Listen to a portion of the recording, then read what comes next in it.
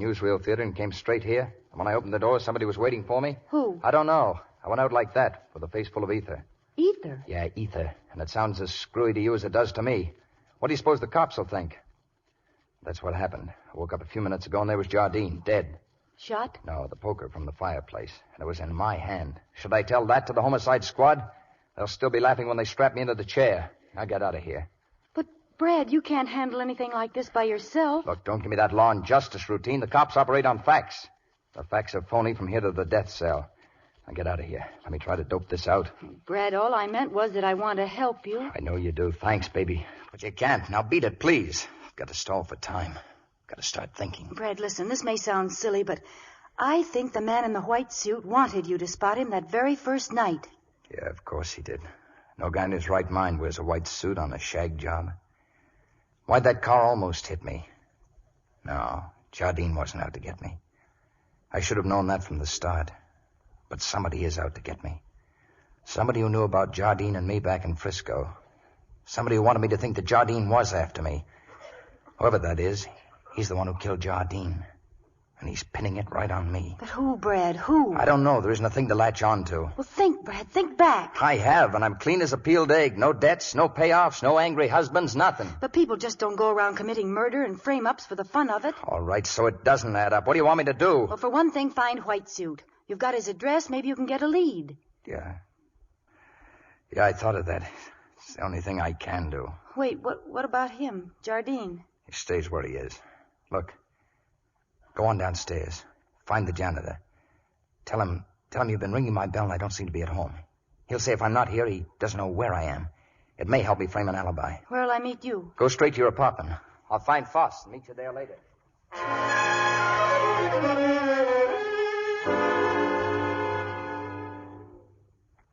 Come in, Brad. Oh, you don't have to say it. I can tell by your face. No dice. Oh, I found him all right. Only Fred Foss wasn't the man in the white suit. But you had his wallet. I had a wallet. A man by the name of Fred Foss lost it a week ago. He was very grateful to me for bringing it back. Let me get you a drink. I could stand a drink. That was my last lead, baby. I'm all dead inside. I'm backed up in a dark corner and I don't know who's hitting me.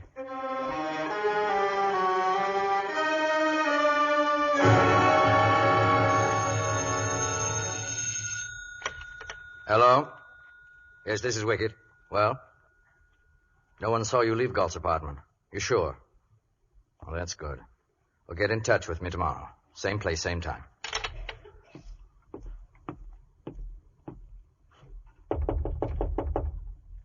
Yes? It's I, darling.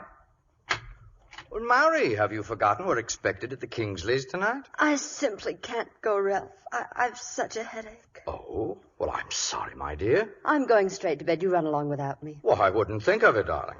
But Mrs. Kingsley will be so upset. Oh, yes.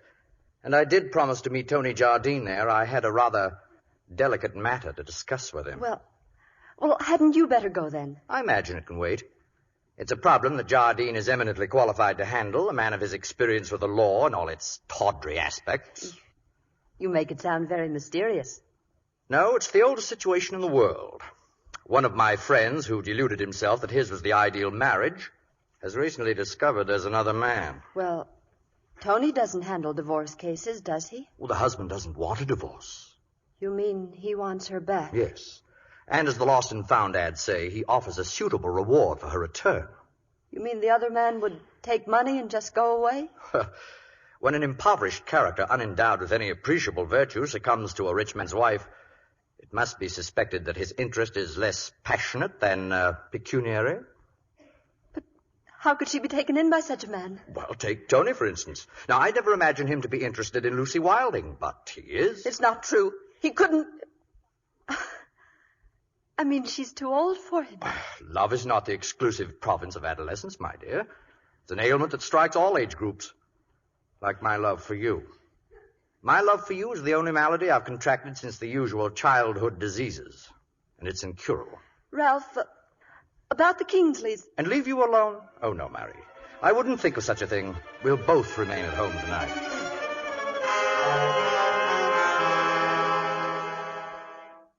Who was it, Kathleen?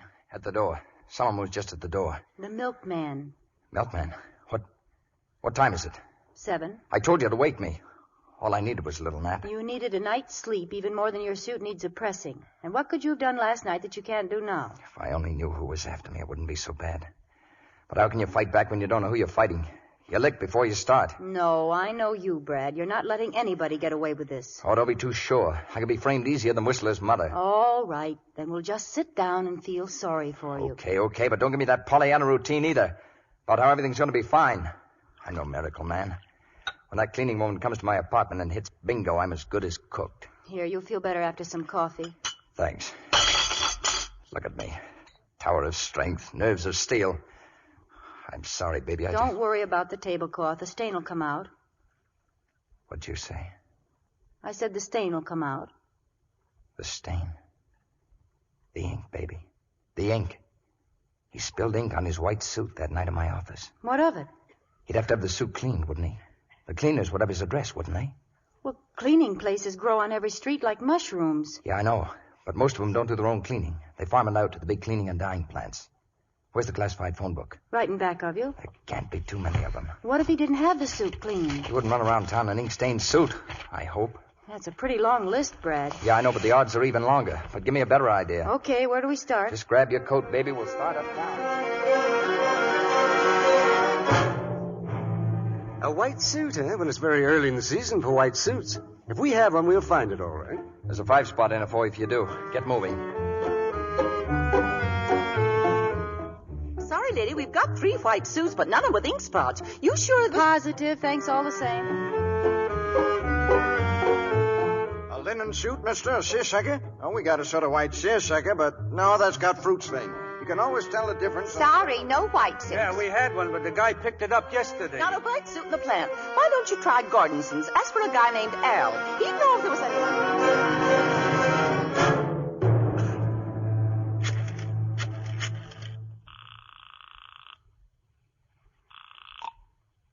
Wicked Galleries? I want to speak to Mr. Wickett. Who's calling, please? I'm Mr. Smith from San Francisco. One moment, please. Hello, mister.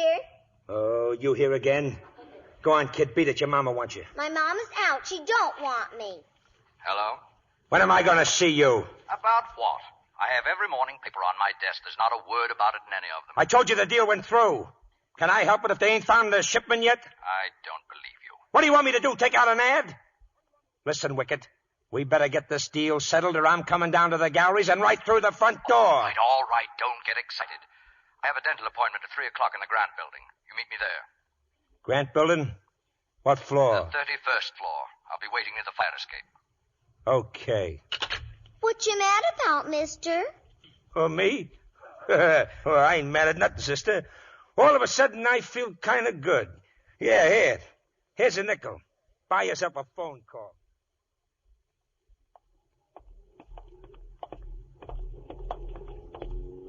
Well, Brad, where's that list of the cleaning plants? Which one do we go to next? As far as I'm concerned, the one we just walked out of is the last. It's no use, Kathleen. We've been to a million places. I can't even think anymore. Let's get in the car. We can go to the park. Maybe when we've cooled off a little bit. Lady. What is it? I made a mistake. Yeah, so did I. No, I mean about that suit. We do have a white suit, all over ink. I don't guarantee we removed the stain. Forget the stain. Do you know who left the suit? Certainly. The name and address. Here's $10, mister. Just give me that address. In the office. Come, I show you.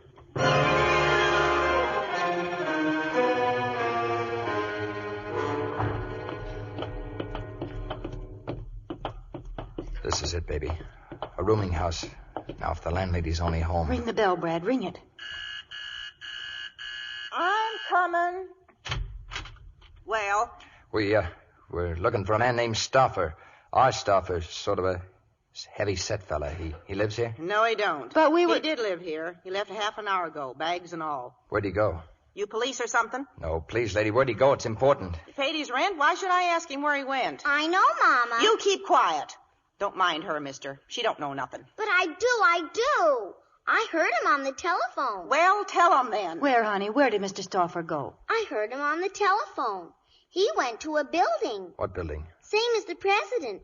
The one with the tomb on Riverside Drive. Grant Building. Uh-huh. And he said he was going to get his ticket at the gallery. Can you get tickets at a gallery? I don't know, honey. Here's a quarter, thanks. Gee, everybody gives me money. Good thing I'm so friendly. Brad, it doesn't make sense. Where are we going? The Grant Building. We'll try to figure out the rest of it when we get there.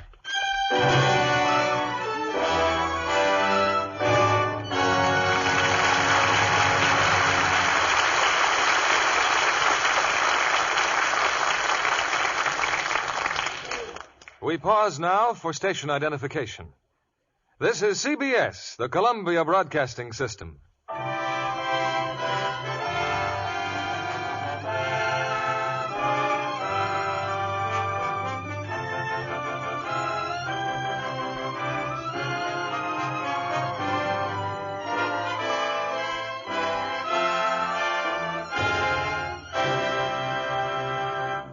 In a moment, we'll return with Act 3 of The Dark Corner. Our guest tonight, Miss Betty Ann Lynn, began her training for Hollywood in a rather unusual school.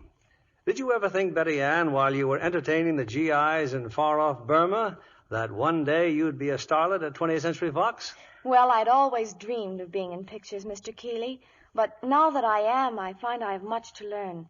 My USO experience helped me, but picture technique is quite different. You have excellent inspiration in the stars at 20th Century Fox. It's a great privilege to be able to watch our finest stars at work on the sets. I saw the filming of Darrell F. Zanuck's Gentleman's Agreement. What a grand piece of casting that is. Yes, with Gregory Peck and Dorothy McGuire as the stars of that very unusual picture. You know, their interpretation of a serious, modern problem is both sensitive and honest. Yes, and Mr. Keeley, I love to watch the filming of a costume picture, too. The sets for the Foxes of Harrow were simply gorgeous.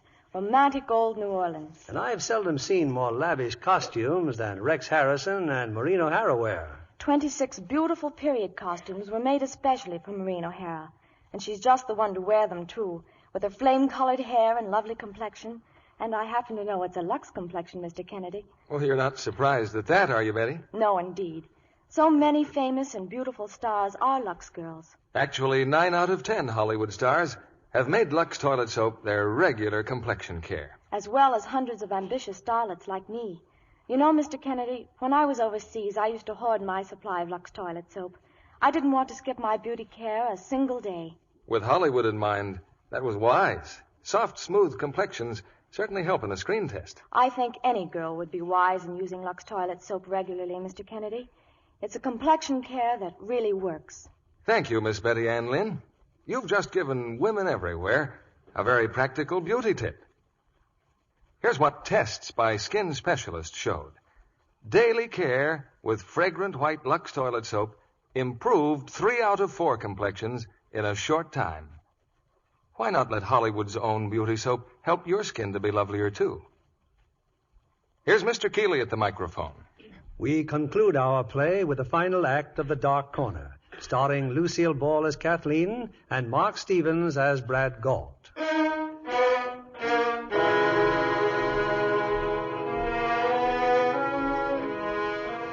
It's 3 o'clock.